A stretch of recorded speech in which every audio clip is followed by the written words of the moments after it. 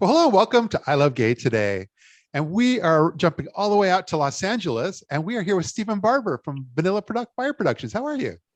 Good morning. Thank you for your time, man. Beautiful Friday morning. It's good to connect with you. And you're not just in LA, you're in Santa Monica, where, I mean, everybody, Santa Monica, Venice, that whole area, everybody loves where you live.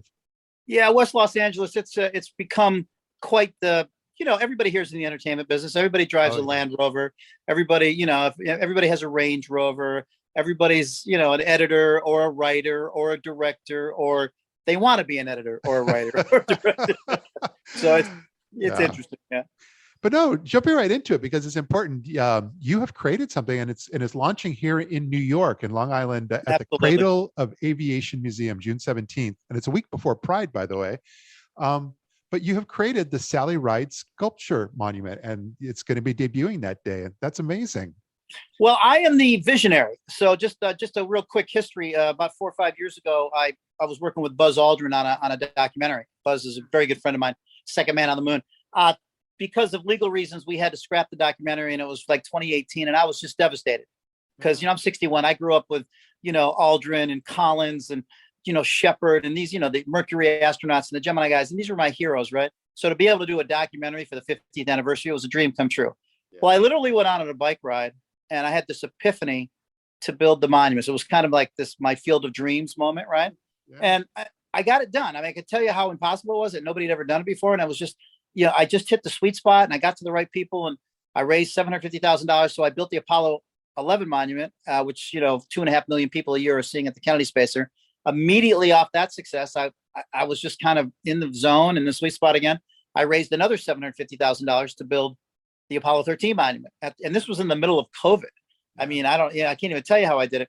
And during my journey, it just occurred to me, I'd go to Kennedy Space Center, I'd go to the Johnson Space Center, I'd go to, Huntsville. There were no women, anything. There was nothing there was no diversity. There was no Black people. There were no Hispanic people. There was nothing, right? Except a bunch of white guys like me, holding rockets, right? And and as a white guy that likes to hold rockets, I get it. But I thought, man, this is 2022. We've got to do something, right?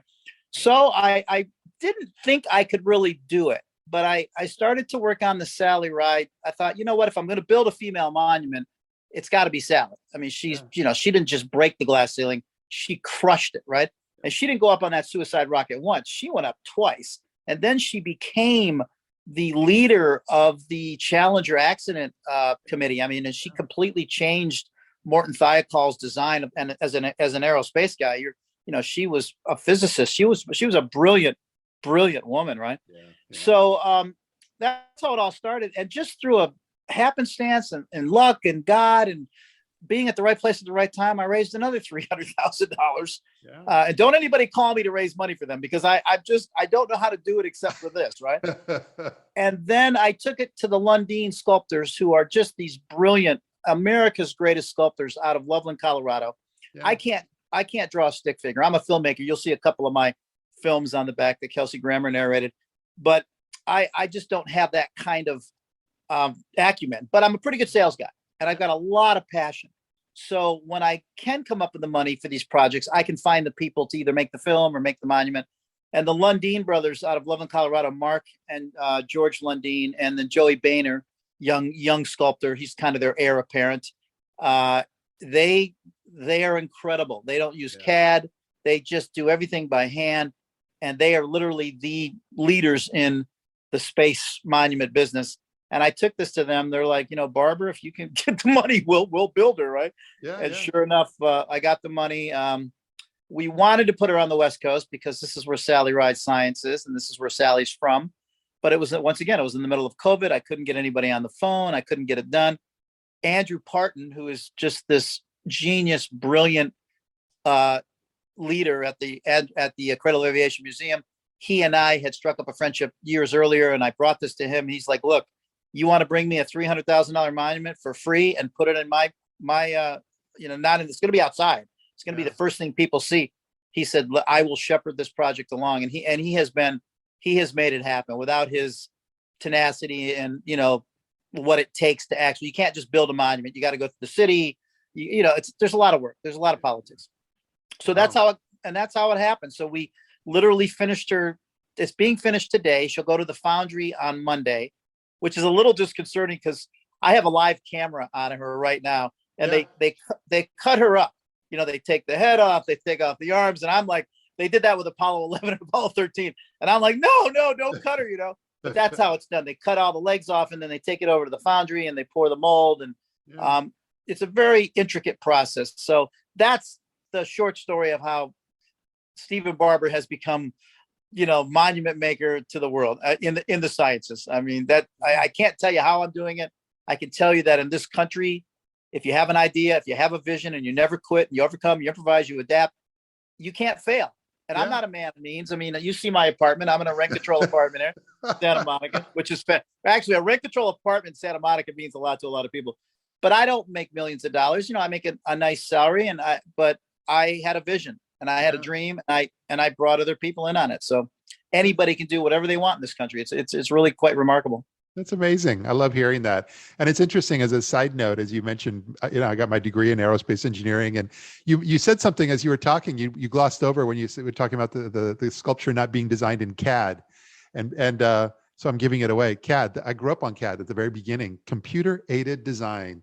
And that's that whole world that, you know, when it comes to aerospace and how space shuttles are designed and everything, but everything you were talking about, all the names and all that, which leads to, that's why Sally Ride was always top of mind for me, because, you know, at the time she was not out, but she was not only the first American woman to fly in space, but she was the first LGBT lesbian astronaut that I think that she didn't come out until right after she passed away, but like that's monumental.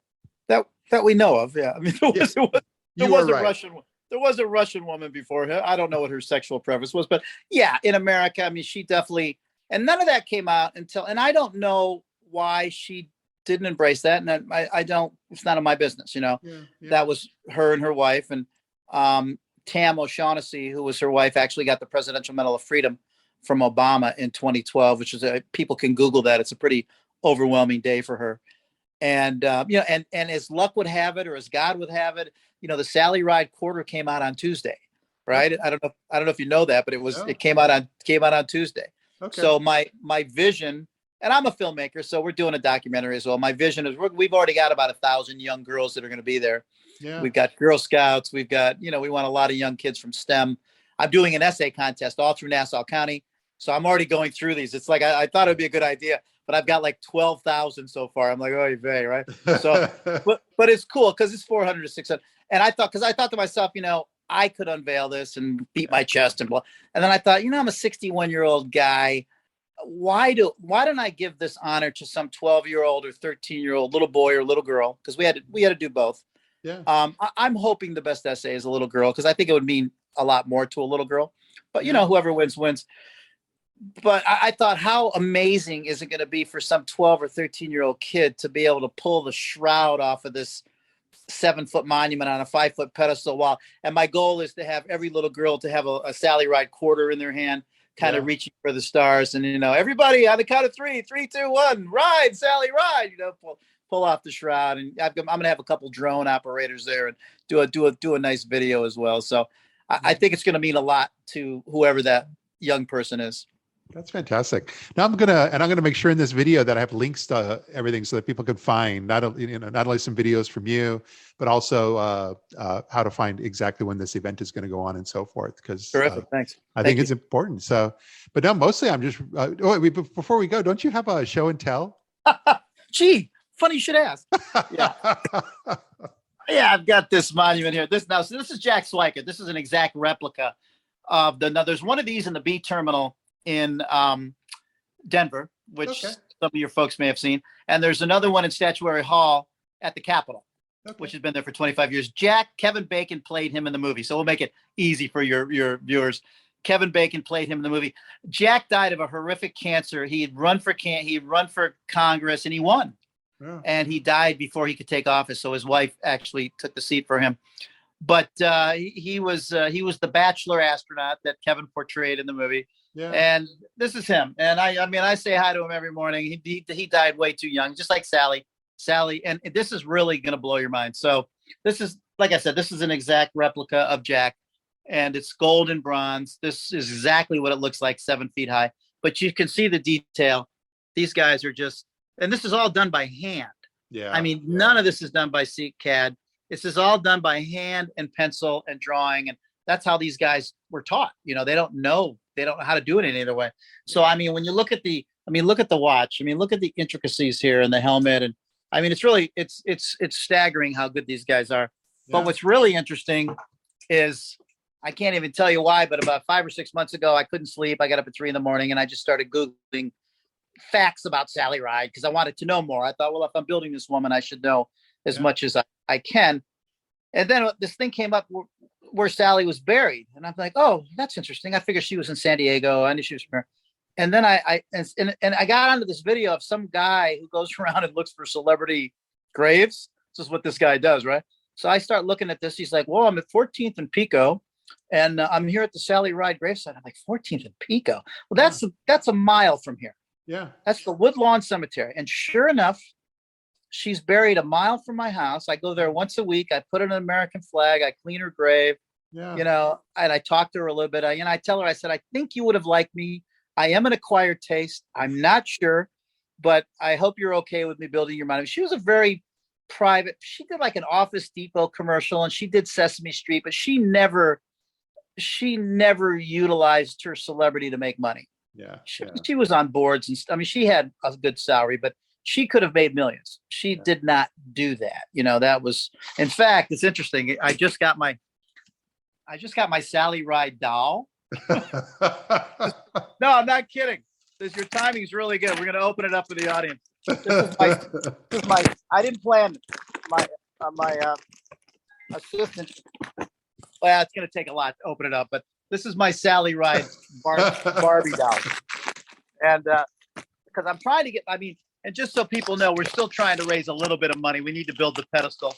Yeah. So if anybody's interested in donating, it's nonprofit. They write the check to the Cradle of Aviation Museum. But I was going to wait to open this, but I'm trying to go as quick as I can. Here we go. This is good. This is going to be worth the wait. Brutal. I did not make this up. Look at this, folks. Look at this. Come on. Is this good TV or what? This is look at this. So this is my Sally, and I went to Mattel. I went to Mattel and I said, hey, why don't you give me like $500? Yeah. And we'll just have a great day. And they're not, so it's like, I can't make people see. I think it's a good idea, but I think so too. But, it's and like, well, the woman that answered the phone was like 28. I said, how old are you? She goes, what does that have to do with anything? I said, well, I think it has everything to do with everything. Because I would just think that you would, you make the Barbie doll, so anyway. Yeah. My struggles as a salesperson to try to persuade people that, genius has been laid on their doorstep. But I'm excited because the people that say yes to me are the people that I need on the projects, right? Yeah. And this is really hard, though. I'm not here all by myself. After this, I'm going to build Mae Jemison, the first African-American woman in space. I've already gotten the rights to Guy Bluford, the first African-American man in space, and Jose Hernandez. He wasn't the first Hispanic, but he was one of the first Hispanic guys in space, and he's lovely. He lives up in Northern California. Because, once again, and I think once Sally's up, the floodgates could open a little more. I don't think it's going to be, I definitely want to do a duplicate here on the West Coast from here. But it's hard, man. The monument's $300,000, which isn't a lot of dough, but it's a lot of dough, And I think it's a good sell. You get your name on there for 100 years. It'll be there long after we're all off this planet, right? But it's a noble sell, and it's a great journey. And I can't even believe that I wake up every morning and I pinch myself. I'm like, I built Apollo 11, the greatest story in the history of mankind. I built Apollo 13. I'm nobody. And when I say nobody, I'm just, like I said, I'm not a celebrity. I'm not a man of means. I'm just a guy that works really, really hard. But I think that is really the key to this story, and people that are watching. If you've got an idea, if you've got a vision, you can do anything, because I've proven that. You can do it out of a rent control apartment in Santa Monica or in Allentown, Pennsylvania. Anything and everything is possible. And I didn't believe that until my late 50s, until the Apollo 11 monument was standing in front of me on that hot summer day when they unveiled it. And I was like, this came from my head.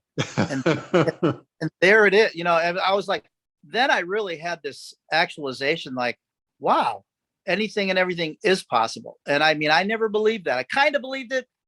People are like, everybody's since the the invent of the cell phone. Everybody's a motivational speaker. If you've noticed, everybody, and and people will tell you everything's possible.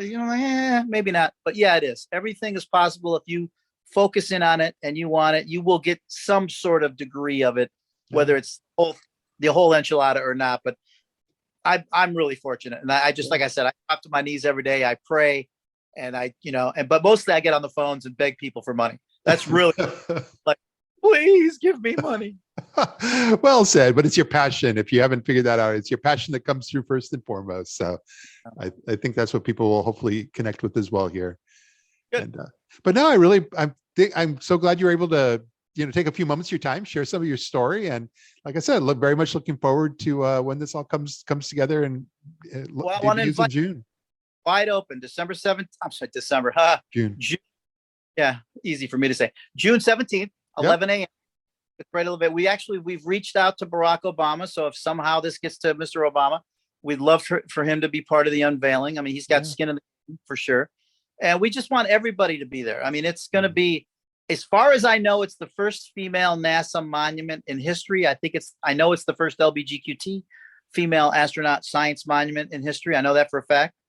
And it's finally, young girls are going to have a monument that looks like them. I mean, that's never happened before. And only 2% of the monuments in America are women, which is third since they give us all life. I think we can do a little better. And 0.3% are African-American women or Hispanic women. I mean, it's just non-existence. The bit staggering. 8% are dogs and cats and horses, right? 2% women, and 89% are white guys like me on a horse with a sword going, ah! It's our crazy history. But no, thank you again for being here, and look forward to connecting again soon. My pleasure. Thank you, sir. All right. Take care now.